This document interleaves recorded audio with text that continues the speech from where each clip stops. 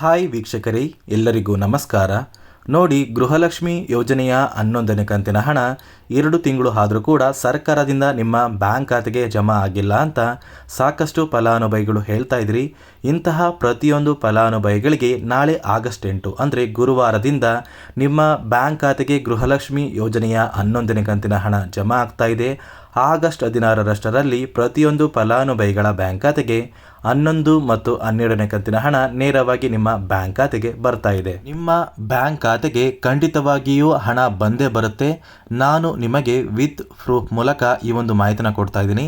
ಅದೇ ರೀತಿ 11ನೇ ಕಂತಿನ ಹಣ ಕರ್ನಾಟಕದ ಯಾವ ಜಿಲ್ಲೆಗಳ ಫಲಾನುಭವಿಗಳ ಬ್ಯಾಂಕ್ ಖಾತೆಗೆ ನಾಳೆ ಗುರುವಾರ ಜಮಾ ಆಗ್ತಾ ಇದೆ ಅಂತ ಕೂಡ ಈ ಒಂದು ವಿಡಿಯೋದಲ್ಲಿ ತಿಳಿಸ್ಕೊಡ್ತಾ ಇದ್ದೀನಿ.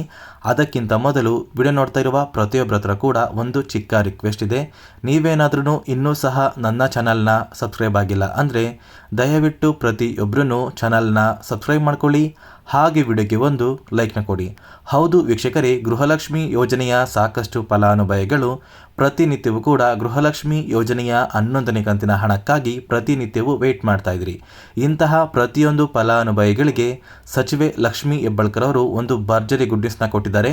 ನಿಮ್ಮ ಬ್ಯಾಂಕ್ ಖಾತೆಗೆ ಗೃಹಲಕ್ಷ್ಮಿ ಯೋಜನೆಯ 11ನೇ ಕಂತಿನ ಹಣ ಮತ್ತು 12ನೇ ಕಂತಿನ ಹಣ ಸರ್ಕಾರದಿಂದ ನೇರವಾಗಿ ಜಮಾ ಆಗ್ತಾ ಇದೆ. ನಾನು ನಿಮಗೆ ವಿತ್ ಪ್ರೂಫ್ ಮೂಲಕ ಈ ಒಂದು ಮಾಹಿತಿನ ಕೊಡ್ತಾ ಇದ್ದೀನಿ. ದಯವಿಟ್ಟು ಪ್ರತಿಯೊಬ್ಬರೂ ಈ ಒಂದು ಆಡಿಯೋನ ಕೇಳಿ. ನಮ್ಮ ಅಧ್ಯಕ್ಷರು ಮತ್ತು ಮಾನ್ಯ ಉಪಮುಖ್ಯಮಂತ್ರಿಗಳು ಭಾಷಣ ಮಾಡಬೇಕಾದ್ರೆ ಗೃಹಲಕ್ಷ್ಮಿ ಬಗ್ಗೆ ಕೇಳಿದ್ರಂತೆ. ಅವಾಗ ಮಹಿಳೆಯರು 2 ತಿಂಗಳು ಬಂದಲ್ಲ ಅಂತ ಹೇಳಿದ್ರಂತೆ.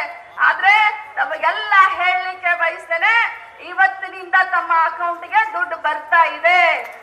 ಕೆಲವು ತಾಂತ್ರಿಕ ದೋಷದಿಂದ ಜೂನ್ ಮತ್ತು ಜುಲೈ ದುಡ್ಡು ತಮಗೆ ಹಾಕ್ಲಿಕ್ಕೆ ಆಗಿರ್ಲಿಲ್ಲ. ಇವತ್ತಿನಿಂದ ತಮಗೆ ಅಕೌಂಟ್ಗೆ 2 ತಿಂಗಳ ದುಡ್ಡು ಬರ್ತಾ ಇದೆ ಅನ್ನುವಂತ ಮಾತನ್ನ ಹೇಳಲಿಕ್ಕೆ ಬಯಸ್ತೇನೆ.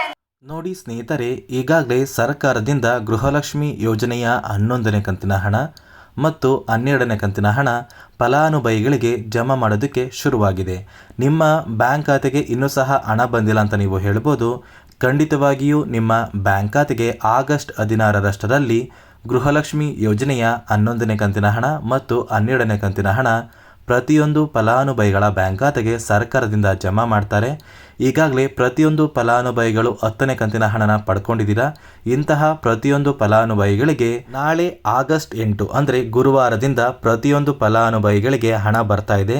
ಕರ್ನಾಟಕದ ಯಾವ ಜಿಲ್ಲೆಗಳಿಗೆ 11ನೇ ಕಂತಿನ ಹಣ ಮತ್ತು 12ನೇ ಕಂತಿನ ಹಣ ಬರ್ತಾ ಇದೆ ಅಂದರೆ, ಮೊದಲಿಗೆ ವೀಕ್ಷಕರೇ, ಬೆಳಗಾವಿ, ಬಾಗಲಕೋಟೆ, ವಿಜಯಪುರ, ಧಾರವಾಡ, ಗದಗ, ಹಾವೇರಿ, ಉತ್ತರ ಕನ್ನಡ, ಬೆಂಗಳೂರು ನಗರ, ಬೆಂಗಳೂರು ಗ್ರಾಮಾಂತರ, ರಾಮನಗರ, ಚಿಕ್ಕಬಳ್ಳಾಪುರ, ಚಿತ್ರದುರ್ಗ, ದಾವಣಗೆರೆ, ಕೋಲಾರ, ಶಿವಮೊಗ್ಗ, ತುಮಕೂರು, ಬಳ್ಳಾರಿ, ಬೀದರ್, ಕಲಬುರಗಿ, ಕೊಪ್ಪಳ, ರಾಯಚೂರು, ಯಾದಗಿರಿ, ವಿಜಯನಗರ, ಚಾಮರಾಜನಗರ, ಚಿಕ್ಕಮಗಳೂರು ಈ ಜಿಲ್ಲೆಗಳ ಪ್ರತಿಯೊಂದು ಫಲಾನುಭವಿಗಳ ಬ್ಯಾಂಕ್ ಖಾತೆಗೆ ಸರ್ಕಾರದಿಂದ ಗೃಹಲಕ್ಷ್ಮಿ ಯೋಜನೆಯ 11ನೇ ಕಂತಿನ ಹಣ ಜಮಾ ಆಗ್ತಾ ಇದೆ ಮತ್ತು 12ನೇ ಕಂತಿನ ಹಣ ಕೂಡ ಪ್ರತಿಯೊಂದು ಫಲಾನುಭವಿಗಳ ಬ್ಯಾಂಕ್ ಖಾತೆಗೆ ಆಗಸ್ಟ್ 16ರಷ್ಟರಲ್ಲಿ ನಿಮ್ಮ ಬ್ಯಾಂಕ್ ಖಾತೆಗೆ ಜಮಾ ಆಗ್ತಾ ಇದೆ. ವೀಕ್ಷಕರೇ, ಇಲ್ಲಿಯವರೆಗೂ ಸಾಕಷ್ಟು ಫಲಾನುಭವಿಗಳು ಕಳೆದ 2 ತಿಂಗಳಿಂದ ಗೃಹಲಕ್ಷ್ಮಿ ಯೋಜನೆಯ ಹಣಕ್ಕೋಸ್ಕರ ವೆಯ್ಟ್ ಮಾಡ್ತಾ ಇದ್ರಿ.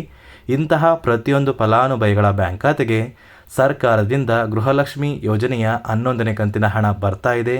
ಅದೇ ರೀತಿ ಪೆಂಡಿಂಗ್ ಇರುವಂತಹ ಪ್ರತಿಯೊಂದು ಫಲಾನುಭವಿಗಳಿಗೂ ಕೂಡ ಮೊದಲು ನಿಮ್ಮ ಬ್ಯಾಂಕ್ ಖಾತೆಗೆ ಪೆಂಡಿಂಗ್ ಹಣ ಜಮಾ ಆಗಬೇಕು ವೀಕ್ಷಕರೇ.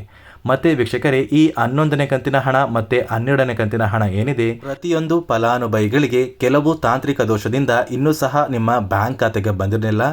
ಆದರೆ ಆಗಸ್ಟ್ 16ರಷ್ಟರಲ್ಲಿ ಪ್ರತಿಯೊಂದು ಫಲಾನುಭವಿಗಳ ಬ್ಯಾಂಕ್ ಖಾತೆಗೆ ಸರ್ಕಾರದಿಂದ ಗೃಹಲಕ್ಷ್ಮಿ ಯೋಜನೆಯ ಹಣ ನಿಮ್ಮ ಬ್ಯಾಂಕ್ ಖಾತೆಗೆ ಬಂದೇ ಬರುತ್ತೆ.